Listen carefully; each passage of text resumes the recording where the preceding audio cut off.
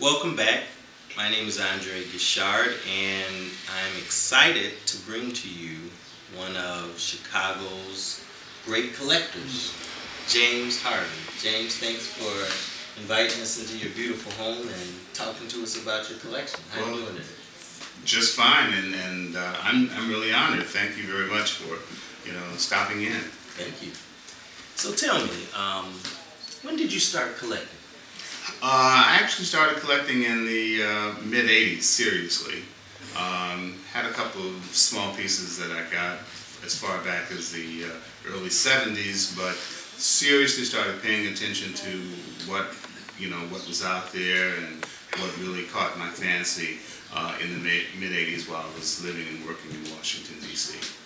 Excellent. So, you're a member of Diaspora Rhythms? I certainly am, proudly so. How many years now? This is my second year as a member. Okay. Right. And for those of you who don't know what Diaspora Rhythms is and what you all are doing, and particularly even what you're doing this year, I'd also even love to give you a minute or two to talk about that. Great.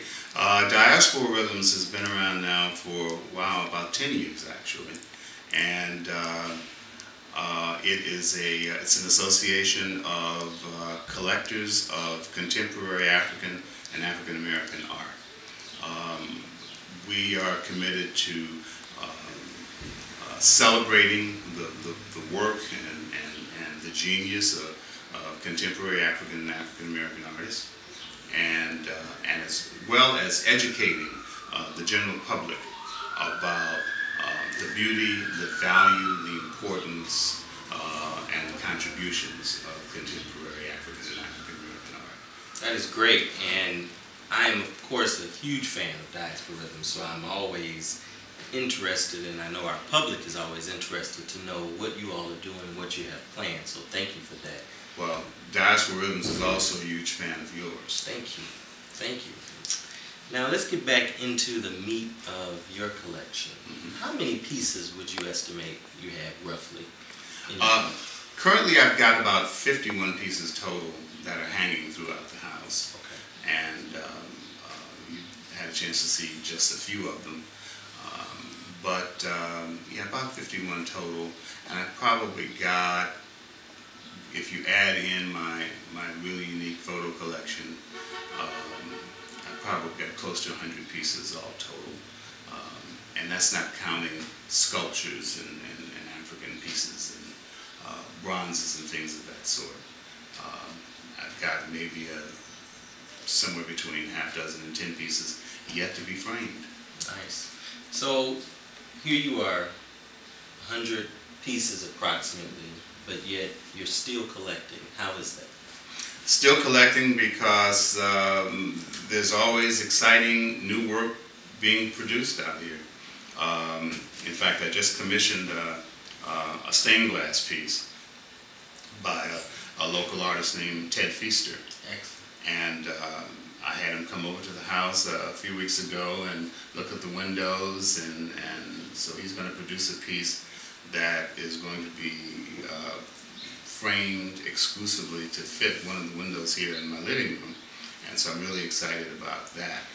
So I'm always finding something new, and I think that's what happens with most collectors is, just when you think you are ready to just sit down and enjoy what you've got, someone comes along with something new, a new style, a new approach, a new medium, and it catches your fancy, captures your interest, and you gotta have it, and I'm no different.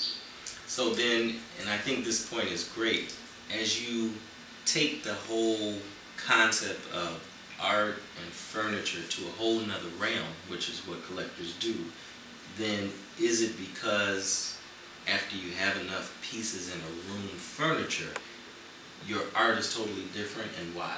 And your collecting of art is different, and why? It's interesting that you mentioned that, because that's exactly what I've evolved into as a collector, is that I actually furnish around my collection. I let the colors and the messages in my collection really influence what I put in my home. And if you notice around, if looking around my house, there's no traditional sofa in this room, for example. And that's because I found a lot of interesting art, you know, in chairs. And so this room is filled with chairs, with the exception of this old fainting couch, which I just recently, you know, just recovered.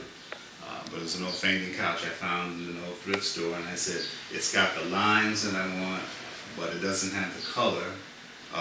So I went out and I found the fabric, and you know, it's a new piece now. The colors complement the colors in this room, and they contribute to the story, I think, that's being told in this room in particular. So instead of buying a painting to match a furniture, you buy furniture that works with your art. Absolutely. That's great. Absolutely. Great to hear and great to know, because the art is going to be here a lot longer than the furniture. A lot longer than the furniture. Yeah, I can tell you, you know, I've lived around the country, you know, my work has had me move around the country quite a bit, and there's a lot of furniture that's been left behind, and a lot of new pieces find their way in.